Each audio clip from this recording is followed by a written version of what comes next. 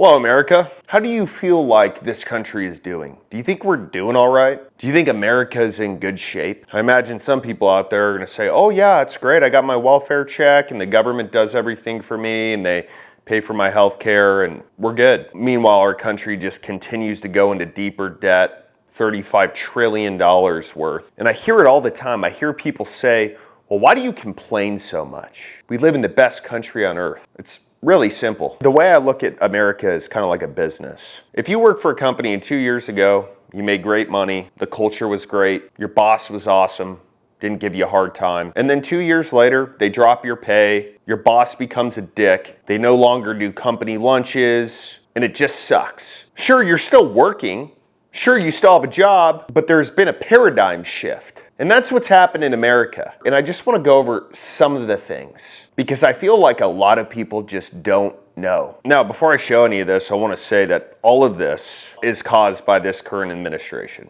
Joe Biden has his head so far up his own ass that all of what I'm about to show has happened. Just the other day, $2.3 trillion in stocks just poof, disappeared. What does this administration say to the people who have invested hard-earned money into the stock market? Oh, sorry guys, try better next time. Oh, you better just join the government so you can get insider trading. Home prices are up 47% since 2020. How does a middle-class family afford anything? And then on top of that, rent prices are up, I don't know how much, 30-something%. They're saying that groceries are 25% more expensive due to inflation. But all of us go to the grocery store. A couple of years ago, I would spend maybe $120 a week on groceries and it'd last me. Now it's more like $250. So how does that make sense? 25%. Maybe if all you're buying is ramen noodles, sure. What about the border? We're just all struggling out here and they're just letting millions of people in, which has cost us $150 billion to support. And then on top of that, our government has sent our tax money over to Ukraine.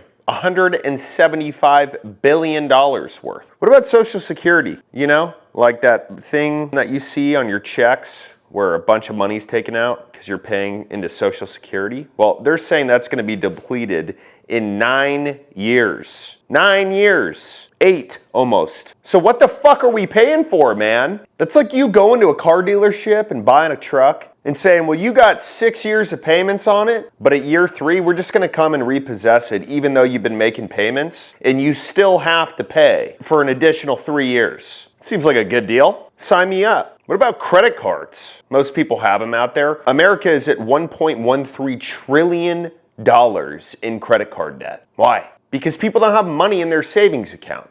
They're taking their credit card and they're using it for day-to-day items like groceries, gas, household items because they don't have any money because everything's so expensive. Then on top of that, crime is through the roof. And while crime is through the roof, the police have been defunded, response times are absolutely horrible. And on top of that, they're trying to disarm Americans. They're trying to implement gun control because there's a couple of Looney Tunes out there who take their gun and shoot people. So they want to punish everybody. And then when your house gets robbed, you call the cops and they don't show up for 2 hours. So we're sitting ducks. We're on the brink of World War III. China and Russia are teamed up together. And guess what? Everyone is fucking sick of this. I don't care what side you're on. I don't care if you're a liberal. I don't care if you're conservative. I don't care if you're a libertarian. I don't care if you worship a little turtle statue. We're all pissed. And what needs to happen for America to have any chance is people need to be realistic about why we got here. If we can't be realistic, we're screwed. If people look at Kamala and say, oh, she had Megan Thee Stallion at one of her shows, I better vote for her. If that's what people are voting for, we're doomed. If you're not voting for policy, if you're not voting for, well, how do we get this country out of the fucking shitter? We're toast. You know what's the irony of all of this? One of the things that we went over is the border issue. All of these people coming into America. If we don't fix this, we are going to be the new Mexico. It may not be in 5 years. May not be in 10 years, it may not be in 20 years, it could be in 100 years. But eventually, if we keep going the route that we're going, there are going to be news articles in 5, 10, 15, 100 years saying Americans are illegally crossing the border into Canada. Mexico. Americans are illegally staying in countries past what their passport allows them to. Right now, America is fucked. Simple as that.